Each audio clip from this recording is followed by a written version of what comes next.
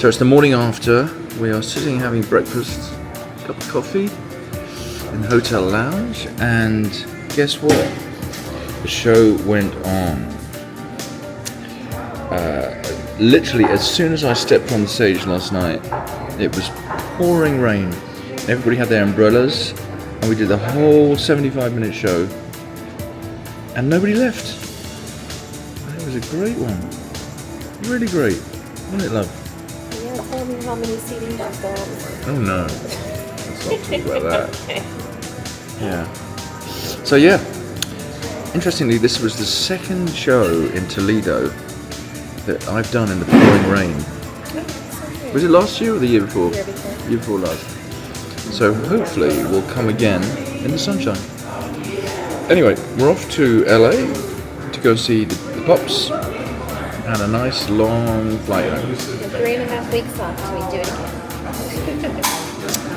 again. Stay tuned.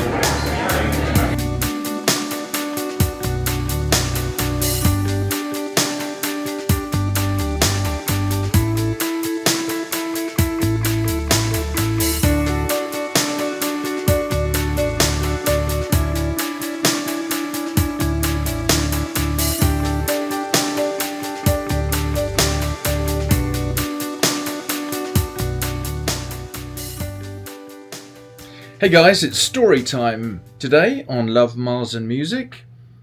So every artist in the world has their own horror story or touring nightmare that they can recount when asked. And if anybody ever asks me this question, this one story comes to mind that I'll never forget. So about 20 years ago, I became friends with a guy in Michigan who sadly passed away a few years ago, and he was a bit of a fan, so he would bring me out to his town at least once a year to do some shows.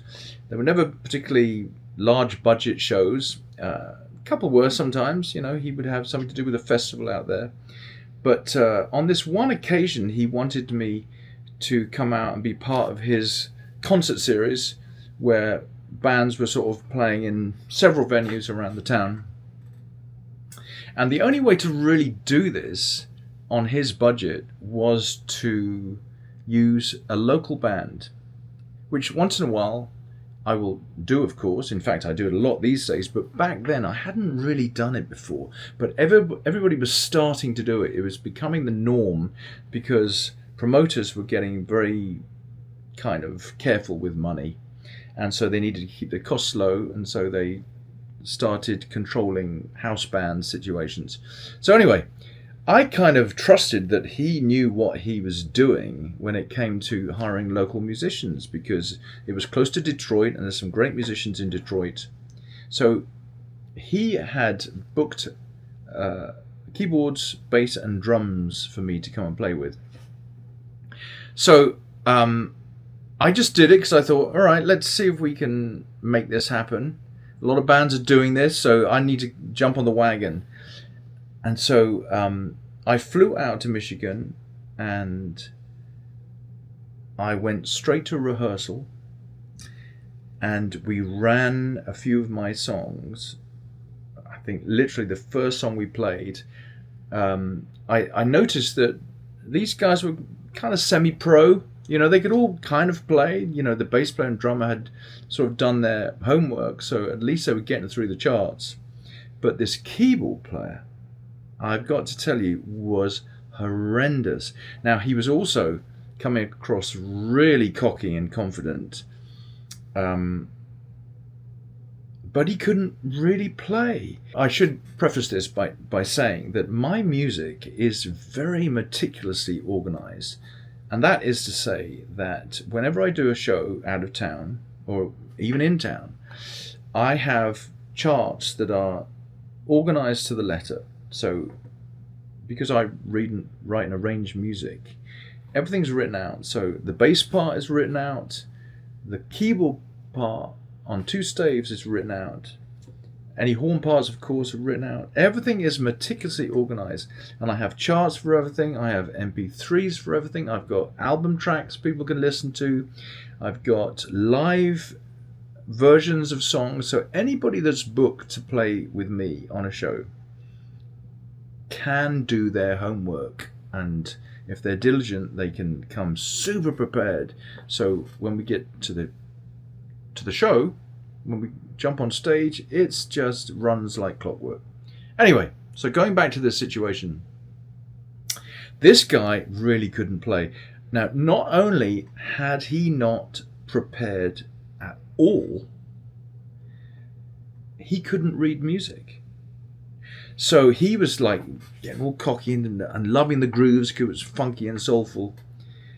But it just sounded absolutely horrendous. Now I remember one song we played, I wrote a song called Scatterfunk, which is on an album I recorded called Don't Talk Dance. And it's based on a little lick that everybody plays, but in the bridge section, there's some warped down chords, which, I mean, it literally takes you through a lot of chord changes. So if you haven't rehearse that and practice it, it's going to really hit you upside the head. Anyway, so needless to say, he hadn't looked at this, but he couldn't read, and there's no way in hell he could get through these chord changes. So that was just one song. And then there was another song, of course, a lot of you might know, called Sneaking Out the Front Door, which is just two chords. It's very, very simple. And of course he was going, oh, let's play this. This is great. This is real funky. So of course, he could play that, but that's literally the only song in my set that he could play. And so after about 3 songs into this rehearsal, which it was just a complete catastrophe, I stopped the band. I said, okay, listen. And I turned to the keyboard player and I said, listen, at this stage, I don't know what to tell you. You're going to have to tell me what you want to play. Because if you haven't prepared and I see that you haven't, I can't help you at this stage. The show is tomorrow and I'm booked to do a 90-minute show. What are we going to do?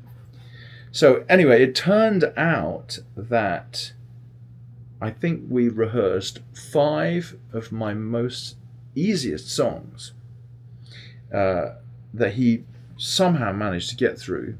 And I did a deal with the promoter and I said to him, look, this is a nightmare. This is just never going to fly.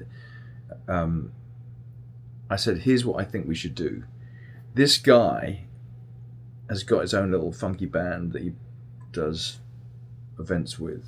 Let him open the show. Let him do like half an hour and bring me on as a special guest for the evening, and I'll play 5 songs and I'll get off the stage. And I said, but more importantly, never book these guys ever again. I'm the guy who has to choose. So we ended up doing exactly that. And the show was kind of fine. It was just super rough around the edges. But we got through it and we made an event out of it. And from that day on, I vowed never, ever to let a promoter book my band without me vetting every single musician. So if I'm going to be playing with new guys now, I have to say to the promoter, give me some links, or YouTube links, or some websites that I can go to check out these guys. I need to be able to see immediately whether they've got the chops, whether they've got stylistically, the feel and the grooves that suit this music. And I have to know that they've got great sounds and they know exactly what they're doing. And if I cannot do that, then I can't hire them.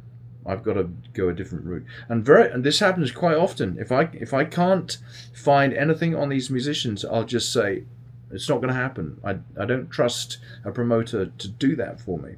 So I can say, if you're a musician and you're looking to do a little touring work, or even get into a house band situation with a promoter, which happens right across the country, make sure you've got some YouTube links of your playing so people can check you out and feel super comfortable, and have those videos be pretty well rounded, and so they can see exactly what you look like, how you sound, whether you can solo really super well. A great example of that, some ensemble playing. I don't want to see a drummer just take one massive drum solo.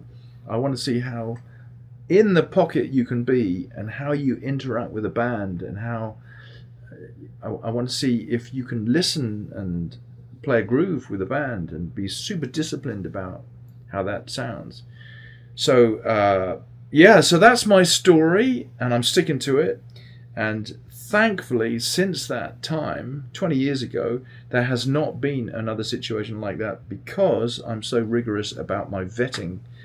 And it kind of sounds pretty rough, doesn't it? But I just never want to be in that situation again. It's not worth it to me. I need to put on a really great show. I need to feel comfortable stepping on that stage with a band who really know what they're doing. And now, of course, 20 years later, I've got bands all over the world that I'm super confident I can call, and they come really prepared. We barely even need to rehearse. These guys know exactly what they're doing. But it's taken a long time to get to this stage. So, there we are. There's my nightmare story. And I'm sure I can think of a few other little stories to recount along the way. And with that, I'll see you again soon. Thanks, you guys.